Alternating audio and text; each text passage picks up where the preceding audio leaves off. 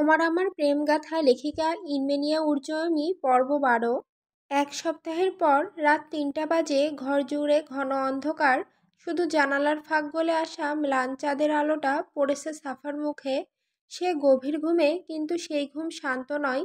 কপাল বেয়ে ঘাম গড়িয়ে পড়ছে, তার শরীর কাঁপছে হালকা হালকা। ঠোঁট দুটো কেঁপে উঠছে মাঝে মাঝে, যেন ঘুমের মধ্যেই কিছু বলতে চাইছে, কিছু হারানোর ভয়, কিছু পাওয়ার আকুলতা, না বলা কোনো শব্দ। হঠাৎ তার নিঃশ্বাসের গতি বেড়ে গেল, বুকটা ওঠানামা করছে দ্রুত। চোখ বন্ধ রেখেও সে যেন কিছু দেখছে ঝাপসা, তবু ভয়ঙ্কর, স্পষ্ট কোনো দৃশ্য। কারো মুখ, কারো কান্না, একটি পুরনো ডাক, কিংবা কোনো ভাঙা প্রতিশ্রুতির শব্দ। সাফার ভেতরটা কেঁপে উঠল, যেন কেউ তার বুকের ভেতরে ঠান্ডা ছুরি চালিয়ে দিয়েছে।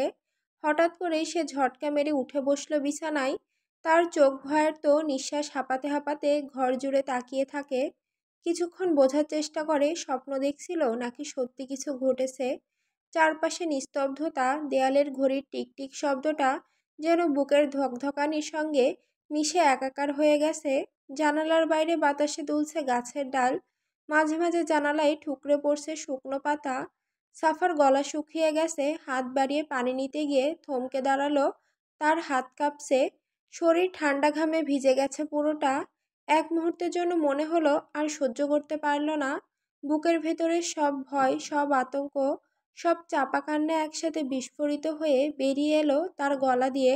সে হাউমাউ করে কেঁদে উঠল, একটা অচেনা রাতের নিস্তব্ধতার ভেতর। সাফার কান্নার শব্দ যেন ঘর কাঁপিয়ে দিল। চাঁদের আলো তখনও জানালা দিয়ে ঢুকছে, কিন্তু ঘরটা মনে হচ্ছিল আরো অন্ধকার, আরো নিঃসঙ্গ। আমার সাথে কেন এমনটা হলো রব? আমার ছোটবেলা এত ভয়ঙ্কর কেন? আমার শরীরে এত কলঙ্ক কেন? হ্যাঁ রব, আমি সহ্য করতে পারছি না। সামনের টেবিলে ছড়িয়ে আছে কিছু ফল, আর তার পাশে রাখা একটি ফল কাটার ছুরি। সাফার দৃষ্টি গিয়ে আটকে রইল সেই ছুরিটার ওপর। কয়েক সেকেন্ড স্থির থেকে কাপা হাতে সেটা তুলে নিল। তার গলা দিয়ে হালকা শব্দ বের হলো, কিন্তু সেই কণ্ঠে ছিল শুধু ক্লান্তি আর ঘৃণা। এমন কলঙ্ক শরীর আমি চাই না। তার চোখে তখন জল আর রাগ একসাথে খেলা করছে। বুকের ভেতরটা পুড়ে যাচ্ছে, সে যেন নিজেকেই ঘৃণা করছে, নিজের অস্তিত্বের ভার বইতে পারছে না। হাতটা উঠল, ছুরিটা নিজের কবজির দিকে নিয়ে গেল। ঠিক সেই মুহূর্তেই থাপ্পড় পড়ে, একটা তীব্র থাপ্পড়ের শব্দ ঘর কাঁপিয়ে উঠল। সাফা স্তব্ধ হয়ে গেল, তার মুখ ঘুরে গেল একপাশে।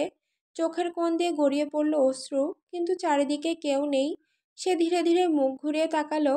ঘরটা ফাঁকা, কেউ দাঁড়িয়ে নেই, অথচ তার গালে সেই থাপ্পড়ের জ্বালা টের পাচ্ছে স্পষ্টভাবে। বুকের ভেতরটা হঠাৎ কেঁপে উঠল, কাপা কণ্ঠে সে বলল, হিয়ান চলে যান প্লিজ, আমাকে আমার মতো থাকতে দিন। কিন্তু সে শুধু ফুঁপিয়ে কেঁদে উঠল।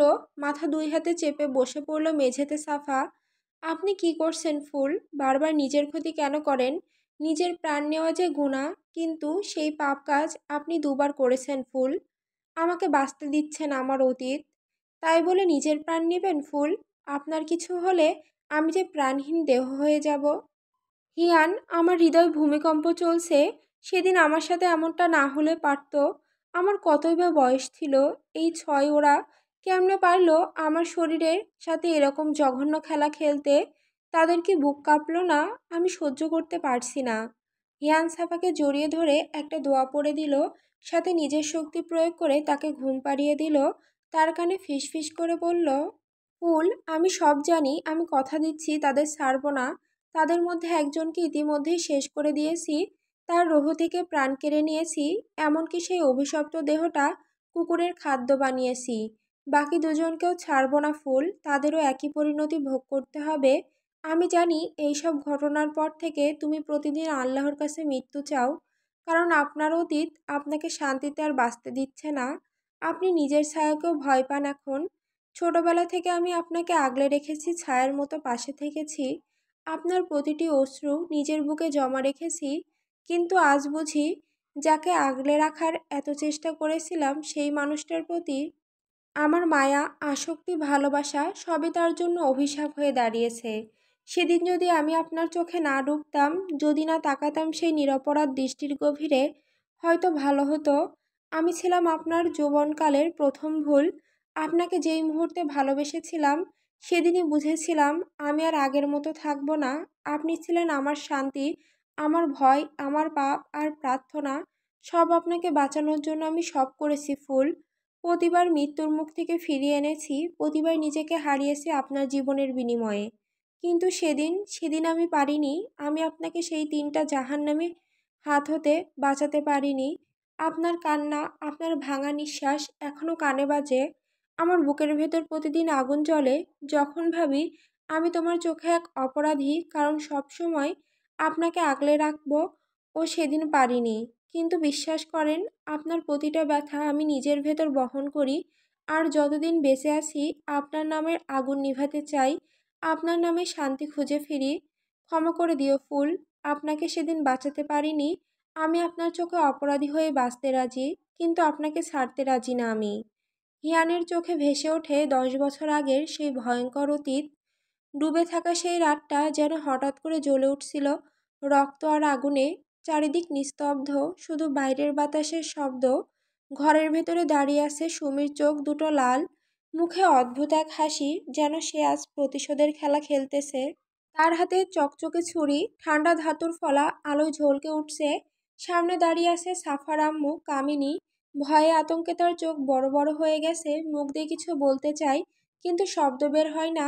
সুমি ধীরে ধীরে এগিয়ে আসে, ছুরিটা আরো শক্ত করে ধরে। পরের মুহূর্তে তীব্র এক চিৎকার ছড়িয়ে পড়ে চারদিক জুড়ে। ছুরির ফলা কামিনীর বুক চিরে ঢুকে যায় গভীরে, রক্ত ছিটকে পড়ে দেওয়ালে, সাদা পর্দা লাল হয়ে ওঠে। ঠিক তখনই ওপরের ঘর থেকে ধোঁয়ার আগুনের শিখা বের হতে শুরু করে। কারো চিৎকার শোনা যায়, বাঁচাও, কেউ আছে? কিন্তু কেউ নেই। আগুন ছড়িয়ে পড়ে পুরো ঘরে। সাফার আব্বু চেষ্টা করে দরজা খুলতে, কিন্তু ততক্ষণে কাঠ আর পর্দায় আগুন লেগে গেছে। চোখের সামনে নিজের জীবনের সব শেষ হতে দেখে সে, তবু কিছু করতে পারে না। আগুনে ঘরটা লেলিহান হয়ে ওঠে। তার শরীর, তার আর্তনাদ সবকিছু আগুনে মিলিয়ে যায়। রোজু সাহেব দরজা ভেঙে ঢুকে পড়েন প্রিয় ভাই রিককে বাঁচাতে, কিন্তু ঢুকে শুধু দেখেন তার ভাইয়ের সারা শরীর জুড়ে আগুন। তিনি চাদর নিয়ে জড়িয়ে ভাইকে বাঁচানোর তীব্র চেষ্টা করেন, এবং যখন বাইরে বের হবে দেখে পুরো বাড়ি আগুন লেগে গেছে। তার স্ত্রী নিহত দেহ পড়ে আছে। বাড়িটা দেখে হা হা করে হাসে সুমি আর হামজা, আর তিনজন যেন বিজয়ের হাসি তাদের মুখে। সুমি লোভী চোখে বলে, সবকিছু এখন আমাদের। তাদের মেয়ে এখনো বেঁচে আছে, বেঁচে থাকবে, তবে দেহহীন আত্মার মতো। হিয়ান যখন পৌঁছায় তখন বাড়িটা আগুনে পুড়ে ছাই হয়ে গেছে। সে তখন মাত্র 14 বছরের এক কিশোর। কি করবে কিছুই বুঝে উঠতে পারে না। একদিকে নিজের বাবার মৃত্যু, অন্যদিকে চাচা আর চাচির মর্মান্তিক মৃত্যু। সবকিছু যেন তাকে নিঃশেষ করে দেয়। পুলিশরা একে একে পোড়া দেহগুলো টেনে বাইরে আনে। হিয়ান কাপা কণ্ঠে জিজ্ঞেস করে, আমার ফুল কই? 6 বছর বয়স তার। তার মরাদেহ পাওয়া যায়নি, হয়তো পুড়ে গেছে। কিন্তু হিয়ানের মনে একটি বিশ্বাস জেগেছিল, আল্লাহ তাকে একেবারে নিস্তব্ধ করে দেবেন না। তার ফুল এখনো বেঁচে আছে। চারিদিকে বৃষ্টি পড়ছে। হিয়ান চিৎকার করে কাঁদতে কাঁদতে বলে, হ্যাঁ রব, তুমি আমাকে ছোটবেলা থেকেই মায়ের আদর থেকে বঞ্চিত করেছো। বাবা ছিল, কিন্তু সেই বাবাকেও বাবা বলে ডাকতে পারিনি। জন্মের পরই মা বাবা আমাকে অন্যের হাতে তুলে দিয়েছিলেন, তবু আমি খুশি ছিলাম। কিন্তু আজ তুমি আমার কাছ থেকে সব কিছু কেড়ে নিলে কেন রব? আমি আর সহ্য করতে পারছি না। আল্লাহ, এই বৃষ্টির মতোই শীতল করে দাও আমার হৃদয়। এই হৃদয়ে জ্বলন্ত আগুন নিভিয়ে দাও। আমার ফুলটাকে খুঁজে দাও হে আল্লাহ। হিয়ান টানা 10 ঘন্টা খোঁজার পর গভীর রাতে অবশেষে তার ফুলটিকে খুঁজে পায়। কিন্তু তার পাজামা রক্তাক্ত, জামা কাপড় ভেজা রক্তে। জ্ঞান নেই। সবকিছু দেখেই স্পষ্ট বোঝা যায় তাকে শিশু নির্যাতন করা হয়েছে। 20 বছরের হিয়ান এসব ঠিক বুঝতে পেরেছে। তার ফুলের যে কতগুলো কষ্ট সহ্য করতে হয়েছে। হিয়ান হতবিহ্বল হয়ে যায়, কি করবে বোঝে না পেয়ে নিজের বুকের সঙ্গে শক্ত করে জড়িয়ে ধরে তার নিষ্পাপ ফুলটিকে, যেন কেউ ছিনিয়ে না নিবে তাকে। কান্না ভেজা কণ্ঠে হিয়ান ফিসফিস করে বলে, কে করেছে তোর এমন অবস্থা? সাইন করতে হবে। কাগজে কলম ধরে হিয়ান কাপা হাতে সই করে, হিয়ান চৌধুরী হৃদয়। শব্দগুলো বড় বড় অক্ষরে লেখা হয়, যেন বুকের ভেতর জমে থাকা সব কষ্ট সেই অক্ষরগুলোর ভেতর ঢেলে দিয়েছে সে।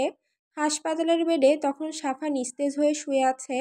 তার অবস্থা ভয়াবহ। ডাক্তারেরা ব্যস্ত, নার্সেরা ছুটে বেড়াচ্ছে, আর হিয়ান স্থির দাঁড়িয়ে তাকিয়ে আছে, চোখে শুধু আতঙ্ক আর অজানা এক ভয়। ঠিক তখনই দরজায় আসে সুমি মুখে, কৃত্রিম উদ্বেগের ছাপ, হাতে কিছু কাগজ। তিনি দাবি করেন, সাফা আমার দত্তক নেওয়া মেয়ে। এই অবিশ্বাস্য মিথ্যে কথা শুনে হতভম্ব হয়ে যায় হিয়ান চৌধুরীর হৃদয়। তার চোখে অবাক দৃষ্টি, ঠোঁটে কাঁপুনি। সে যেন ভাবতেই পারছে না কেউ এমন নির্মম মিথ্যা বলতে পারে। হিয়ান তখন ছোট ছিল, কিছুই বুঝে উঠতে পারেনি। কিছুদিন পরই তাকে 10 বছরের জন্য বিদেশে পাঠিয়ে দেওয়া হয়। সুমি বলেছিলেন তার বোন ফাতেমাকে হিয়ানকে গ্রামে রাখা উচিত না। হিয়ানের ইচ্ছে ছিল না তার ফুলটিকে ফেলে অন্য দেশে চলে যাওয়ার। অনেক কান্নাকাটি করেছিল সে, কিন্তু তবু ব্যর্থ হয়ে দূর দেশে চলে যেতে হয়েছিল তাকে। হঠাৎ কারো হাতের স্পর্শে হিয়ান বাস্তবে ফিরে আসে। তার ফুলের কত কিছুই না সহ্য করতে হয়েছে। এই ভাবনায় হিয়ানের বুকটা হু হু করে ওঠে। সে সাফার কপালে শক্ত করে চুমু খায়, যেন সেই চুমুতেই মিশে আছে সব প্রতিশ্রুতি, সব ভালোবাসা। ছোট থেকে একটু একটু ভালোবাসা জন্ম নিয়েছে এই বুকে। তুই আমার শত ভুলের কারণ ফুল।